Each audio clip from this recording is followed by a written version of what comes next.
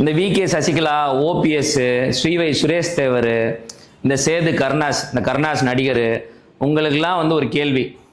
இப்போ எலெக்ஷன் வந்தோடனே நாங்கள்லாம் தேவமாறு அப்படின்னு சொல்லிட்டு வந்து தேவமார்கிட்ட ஓட்டு கேட்க வரீங்களே, நீங்கள்லாம் வந்து இதுக்கு முன்னாடி தேவமாருக்கு என்ன நல்லது செஞ்சுருக்கீங்க? இப்போ ஒரு சின்ன உதாரணத்துக்கு கேட்குறேன். வழக்கறிஞர் ராஜீவ் காந்தின்ற மறவர் சமுதாயத்தை சேர்ந்த வழக்கறிஞரை விடுதலை சிறுத்தைகள் கட்சிக்காரங்க பார் கவுன்சில் வாசலில் வச்சு அடின்னு அடித்து 20 நாள் அவர் ஆஸ்பத்திரியில் கிடந்தார். யாராவது போய் ஒரு எட்டி பார்த்தீங்களா? அப்போ அவர் தேவர் சமுதாயம் இல்லை, ஓட்டுக்கு மட்டும்தான் உங்களுக்கு தேவர் சமுதாயம் வேணும்.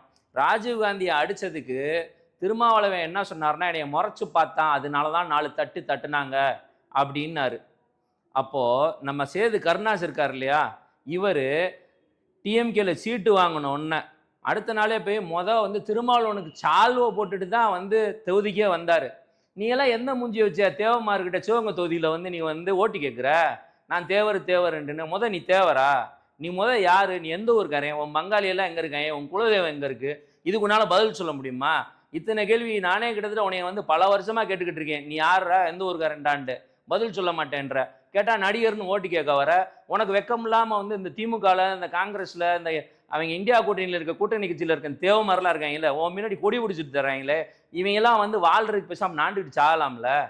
இந்த சசிகலா 9 வருஷமாக இவங்க அரசியலுக்கு வரல. இப்போ திடீர்னு வந்து டிடிவி தினகரன் அதிமுக கூட்டணி சேர்ந்தோன்னா நீ வந்து தனி கட்சி ஆரம்பிக்கிறேன்ற உன் கட்சி பேரே வாயில் நுழைய மாட்டேங்க. ஆமாம், முக்கா தாப்போ தீக்கான்னு வச்சுருக்க. என்ன இதில் நீ வந்து 234 தொகுதியிலே வந்து நீ வந்து கேண்டிடேட் போட்டுருவ. உனக்கு தேவமாறு பூரா ஓட்டு போட்டு நீ ஜெயிக்க வச்சுருவாங்களாக்கும்.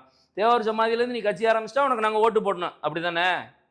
இதில் வந்து இந்த சுரேஷ் தேவர் திமுக கூடயே இருந்தேன். இப்போ வந்து உன் கூட சேர்ந்துக்கிட்டு அவன் வந்து திருவாரூரில் நிற்கிறேன், எனக்கு ஓட்டு போடுங்கன்னு வர்றான். ஏன்னா திமுக கூடக்காரங்க கூட 10 வருஷமாக இருந்தீங்களே, எப்படா நீங்களாம் தேவமாருக்கு நியாயமாக இருந்திருப்பீங்க? தேவமாறு இருந்து ஓட்டு கேட்குறீங்க வெக்கமே இல்லாமல். தேவமாறு இல்லாத ஒன்று சொல்கிறீங்க கேட்டுக்குங்க. இவங்க பின்னாடி போனீங்கன்னா எல்லா பேரும் 40 பிசிஆர் கேஸ் வாங்கி செருப்படி பற்றி செல்லா காசாக போயிடுவோம். இவங்களுக்கெல்லாம் தயவுசெய்து வந்து தேவமாறு யாரும் சப்போர்ட் பண்ணாதீங்க. இவங்க நம்ம ஜாதி வக்கீல அடிக்கிறாங்க மெட்ராஸில். அந்த ஆள்லாம் உண்மையிலே உயிர் பொழைச்சது பெரிய விஷயம். நான் ஆஸ்பத்திரியில் போய் பார்க்கும்போது கொஞ்சம் விட்டுருந்தா ஸ்பைனல் கார்டு உடஞ்சி இறந்து போயிருப்பாருன்னு சொல்கிறாங்க. அவ்வளோ மோசமாக அடிச்சிருக்காங்க. அதுக்கெல்லாம் குரல் கொடுக்கவே இல்லை. தேவர்மார் சம்மந்தப்பட்ட எந்த விஷயத்துக்கும் நீங்கள் குரல் கொடுக்க மாட்டீங்க. இப்போ போன எலெக்ஷனில் என்ன சொன்னீங்க?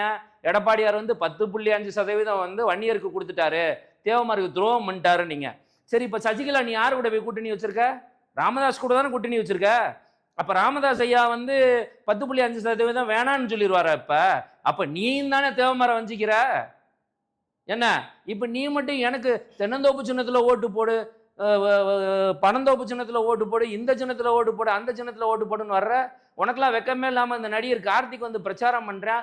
இன்னாதான்டா நினச்சிக்கிட்டு இருக்கீங்க எங்கெல்லாம் பார்த்தா. தேவமாரில் இழுச்சுவா பயலா.